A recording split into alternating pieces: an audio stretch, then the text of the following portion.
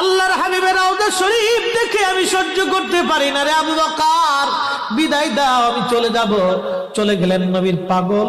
Syria দামেস্কে যাওয়ার পরে কিছুদিন পরে নবীজি স্বপ্ন দেখায়, কিরে বেলাল, এটা কেমন জুলুম, কতদিন হলো তোমার কণ্ঠের আজান শুনি না। বেলাল রে, তোর কি মন চায় না আমি নবীর জিয়ারতে আসতে? বেলাল আয়, আমি নবীর জিয়ারতে আয় রে বেলাল আয়, কতদিন হলো তোমার কণ্ঠের আজান শুনি না। স্বপ্ন যখন নবীজি দেখাইছে, এ মুসলমান, হযরতে বেলাল সুদূর সিরিয়ার দামেস্ক থেকে পাগলের মতো দৌড়াইলেন, পাগলের মতো ছুটে আসলেন।